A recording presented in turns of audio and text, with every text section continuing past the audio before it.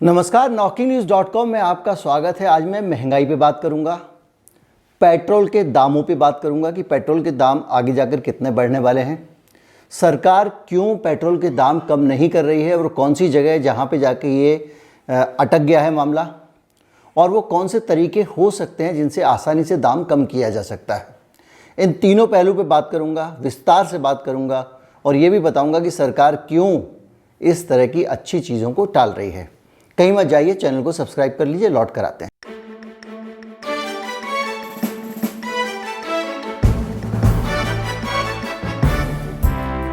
अगर आप चैनल को सपोर्ट करना चाहते हैं तो हमारा यूपीआई आईडी डिस्क्रिप्शन में सबसे नीचे है। आप हैप्पी दिवाली डोनेशन दे सकते हैं। हमारा एक बारकोड भी है इस वीडियो के अंत में, उसके ज़रिए भी आप भुगतान कर सकते हैं। पेट्रोल के दाम जिस तेज़ी से बढ़ रहे हैं, कुछ चीज़ें मैं आपको ऐसी बताने वाला हूं जो थोड़ी सी कठोर होने वाली हैं। जो सरकार से बहुत प्यार करते हैं वो दिल पे पत्थर रख के सुने, और जो लोग इस मुल्क से प्यार करते हैं वो इसको ज़रूर सुने। आने वाले 3 से 4 महीने में इस मुल्क में पेट्रोल की कीमत 150 रुपये लीटर और डीजल की कीमत 140 रुपये लीटर होने वाली है। 3 से 4 महीने में जो फर्स्ट क्वार्टर होगा अगले साल का, उसमें ये काम हो जाएगा। यानी आप 3-4 महीने मान लीजिए, नवंबर शुरू हो गया है। इसी के अलावा अगर टैक्स का आप अनुमान लगाएं, इतना ज़्यादा दाम बढ़ रहा है तो क्यों बढ़ रहा है, ये बड़ा सवाल है। और जब आप इस बड़े सवाल की तरफ जाएंगे तो आपको ये झांकना पड़ेगा कि ये दाम बढ़ाने के पीछे जिम्मेदार कौन है, क्यों पेट्रोल इतना महंगा है। आप सोशल मीडिया पे पढ़ते रहते होंगे कि इतने का पेट्रोल पड़ता है, टैक्स लग के इतने का हो जाता है, इंडोनेशिया में इतने का है, भूटान में इतने का है, नेपाल में इतने का है, पाकिस्तान में है। ये सारी बातें आप पढ़ते होंगे, बांग्लादेश, चाइना के रेट। मैं आज वो सब बातें नहीं बताने वाला हूँ। मैं आपको ये बताना चाहता हूँ कि किस तरह से इस सरकार मतलब 2014 से जो मोदी जी की सरकार केंद्र में आई है, उसके बाद में कितने दाम बढ़े, क्यों बढ़े और अब क्या कर सकते हैं, ये इसका निचोड़ है इस वीडियो का।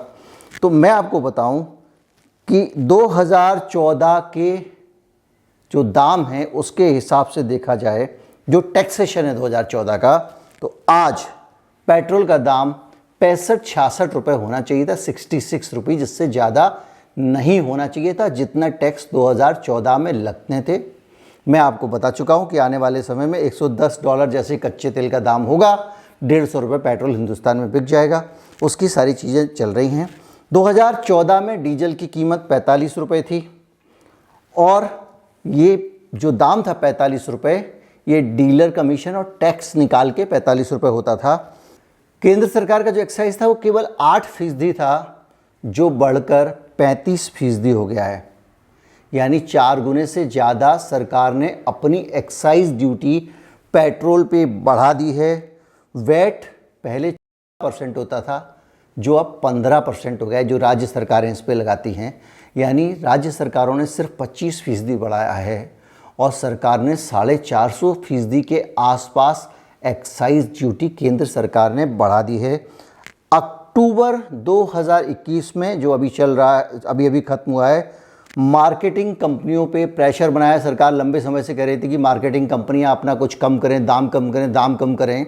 4 गुना टैक्स बढ़ाने वाली सरकार, तो उन्होंने जो है 42% की कमी कर दी और डीलर कमीशन बढ़ा दिया, उसको 58% कर दिया। तो उससे बहुत ज़्यादा असर नहीं पड़ा। अकेले इसी महीने में अक्टूबर में जो अभी ख़त्म हुआ है, 8 रुपये लीटर पेट्रोल का दाम बढ़ चुका है। ये है पेट्रोल के दाम की स्थिति। ये भी आपको बताया कि 2014 से अब तक कितनी एक्साइज सरकार ने बढ़ाई है। अब आप एक बात और समझें, एक्साइज बढ़ाने से खाली उतना ही दाम नहीं बढ़ता जितना एक्साइज ने बढ़ाया है, क्योंकि एक्साइज लगती है रुपए में। 4 रुपये, 6 रुपये, 3 रुपये, 8 रुपये बढ़ा दी। इस डाटा पे मैं नहीं जाऊंगा कि कितनी दफ़ा बढ़ाई जा चुकी है, क्योंकि वो भी अपने आप में एक लंबी कहानी है।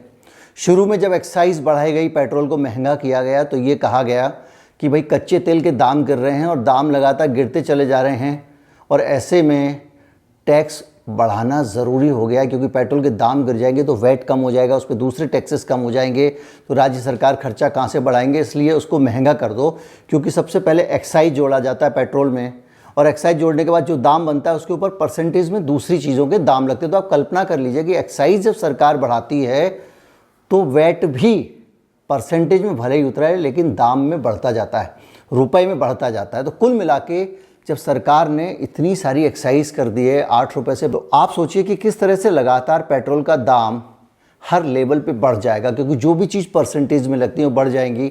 पेट्रोल डीजल का दाम बढ़ने से पेट्रोल डीजल को लेके जाने का जो खर्चा है, यानी एक टैंकर जो डीजल का चल रहा है उस डीजल के टैंकर में जो डीजल फूकता है वो भी बढ़ जाएगा, तो वो भी ट्रांसपोर्टेशन महंगा हो जाएगा, तो वो भी जुड़ जाएगा। डीलर कमीशन आप जानते ही हैं ठीक ठाक है। तो ये सारी चीज़ें पेट्रोल के दाम की हुई। अब बड़ा सवाल आया कि सरकार क्यों एक्साइज ड्यूटी बढ़ा रही है। भाई नहीं बढ़ाए, अगर इतनी तकलीफ देश के लोगों को हो रही है वापस ले ले। सबके मन में एक सीधा सवाल आएगा। तो उसका जवाब ये है कि भारत की आर्थिक स्थिति लगातार लड़खड़ाती जा रही है, गड़बड़ाती जा रही है 2014 के बाद से ही। और ऐसी स्थिति में सरकार के पास में जो पैसा आना चाहिए कर के तौर पे वो कम आता जा रहा है, धीरे धीरे वो कम होता जा रहा है।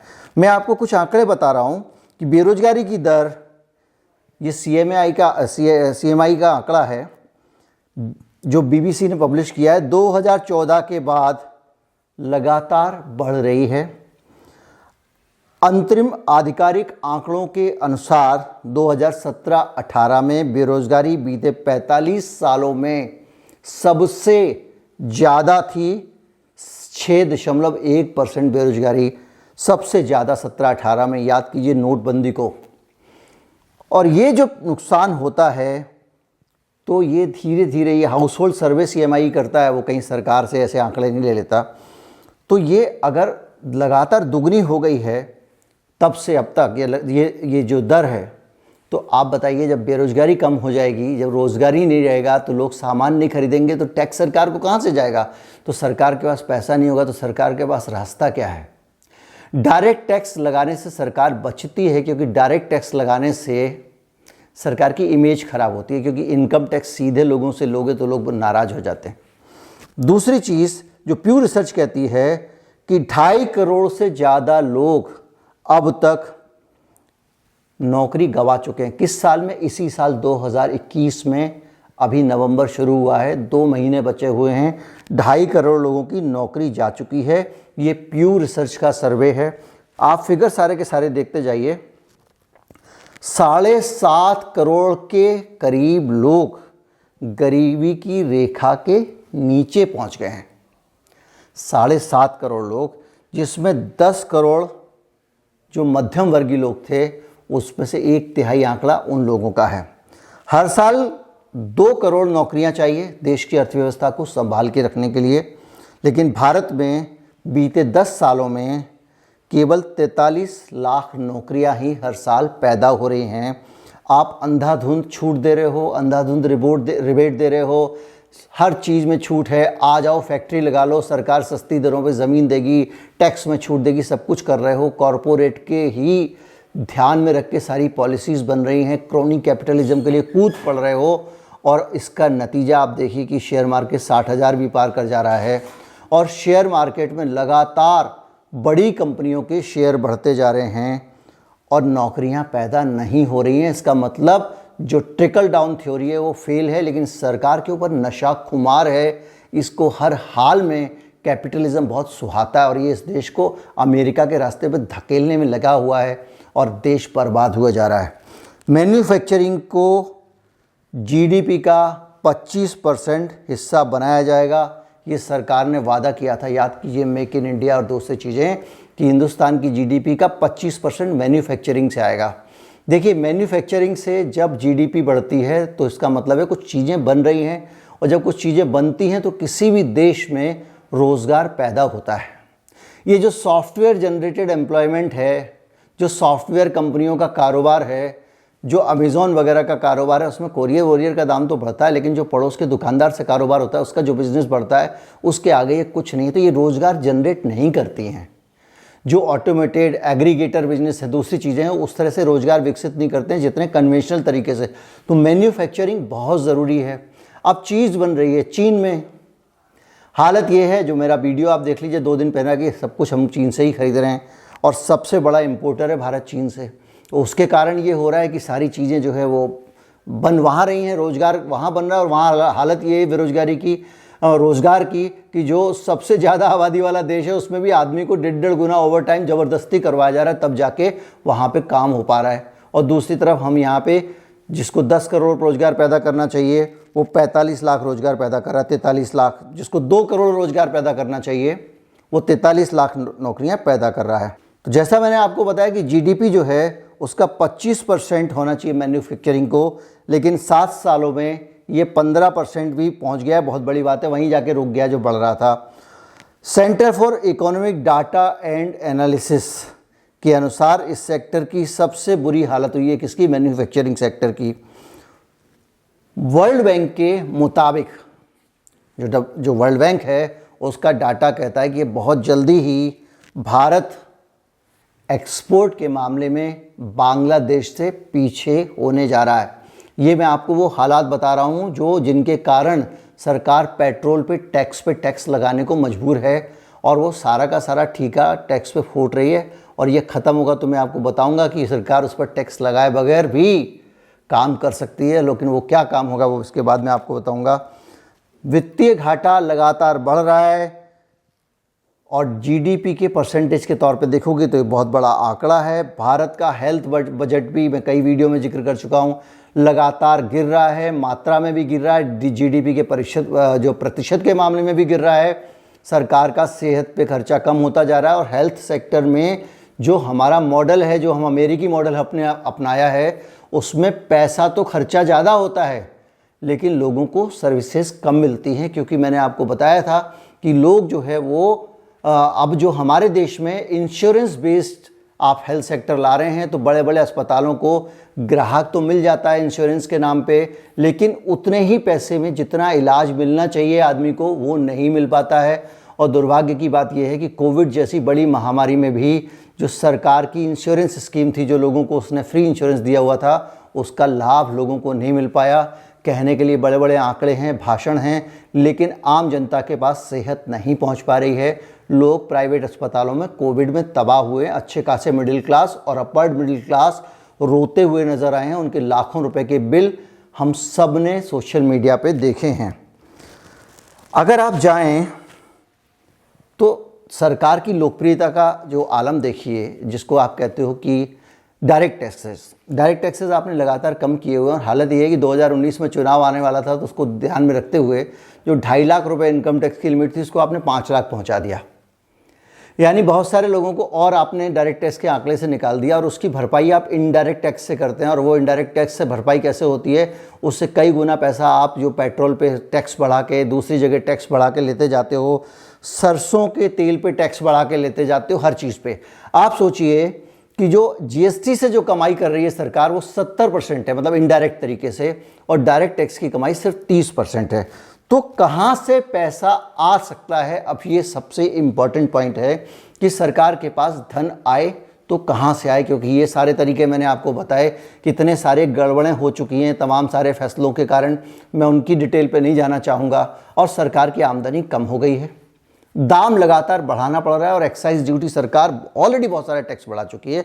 तो अब पैसा कहाँ से आएगा? इसका जवाब अमेरिका के सीनेट में अभी हाल में आया है। अमेरिका के सीनेट में एक बिल आया है, और उसमें उसकी कमेटी में एक नया कर लगाने की बात की जा रही है, एक नया टैक्स लगाने की बात की जा रही है। और मुझे लगता है भारत में भी ऐसा टैक्स लगाना बहुत ज़रूरी है। वहाँ पे 700 अमेरिका के जो टॉप अरबपति हैं उनको टैक्स के दायरे में लाने की बात की जा रही है, और कहा जा रहा है कि इनके ऊपर एक डायरेक्ट टैक्सेस, मोटे डायरेक्ट टैक्सेस लगाइए, ताकि इस देश में लोगों के साथ न्याय हो सके। न्याय कैसे हो सके? क्योंकि जो उद्योगपति और जो बड़े बड़े लोग होते हैं, पूंजीपति होते हैं, रॉकफेलर टाइप के, या जो दूसरे बड़े लोग हैं, वो लोग बिल गेट टाइप के, वो लोग टैक्स नहीं देते हैं। वो अपने टैक्स को कुछ ना कुछ सरकार के नियम ये सब उल्टा सीधा लगा के और बचा ले जाते हैं देश के डेवलपमेंट के नाम पे। हम ये इंडस्ट्री लगाएंगे, हम वो करेंगे जैसे, और वो उसके बाद में जो है वो CSR जैसे सरकार ने बना लिया, उसका पैसा भी वो किसी तरह से बचाने की कोशिश करते हैं। तो वो जो लोग हैं उनको टैक्स के दायरे में लाया जाएगा। तो उनका कहना ये है कि जो आम लोग हैं अमेरिका के, उनकी तरह इन लोग को भी टैक्स देना पड़ेगा, जिससे ये बचे रहते हैं। और हमारे देश में भी हमने देखा कि हमारे जो पूंजीपति हैं, जो बड़े बड़े लोग हैं, वो किस तरह से टैक्स हेवंस के ज़रिए कारोबार करते हैं। मैंने आपको एक पूरा वीडियो बनाया था 2 दिन पहले, कुछ दिन पहले पनामा वाला भी मैंने आपको बनाया था, और अभी हाल में भी एक बनाया था कि किस तरह से जो दूसरे देशों में के ज़रिए बिल फाड़ा जाता है जहाँ पे टैक्स कम है, और हमारा पैसा यहाँ से वहाँ चला जाता है। वो पैसा एफडीआई के ज़रिए भारत आ जाता है, और भारत में जो सरकार को टैक्स मिलना चाहिए वो सारा का सारा टैक्स मारा जाता है। तो इस तरह की जो चीज़ें होती हैं उनसे बचाने के लिए ये बिल लाया गया है। इस कमेटी के जो चेयरमैन हैं वो रॉन बिडेन हैं। वो कहते हैं कि इस तरीके से अमीरों को भी उतना टैक्स देना पड़ेगा जितना कि आम लोगों को देना पड़ता है। डेमोक्रेट जो वहाँ की एक सीनेटर हैं एलिजाबेथ वॉरेन, वो कह रही हैं कि लंबे समय से अमेरिका में अरबपतियों के लिए अलग नियम रहे हैं। वो सिस्टम को धोखा देकर और दूसरे नियमों के नाम पर कुछ नहीं देते हैं इस देश को, और ये स्थिति भारत में भी है। हम सब जानते हैं कि जब देश भूखा मर रहा था, लोग गरीबी की रेखा के नीचे चले गए हैं, मिडिल क्लास मर रहा है, बेरोजगारी बढ़ रही है, और उस पूरे दौर में भी जिन लोगों की दौलतें लगातार बढ़ रही हैं उन लोगों को पहचानना चाहिए।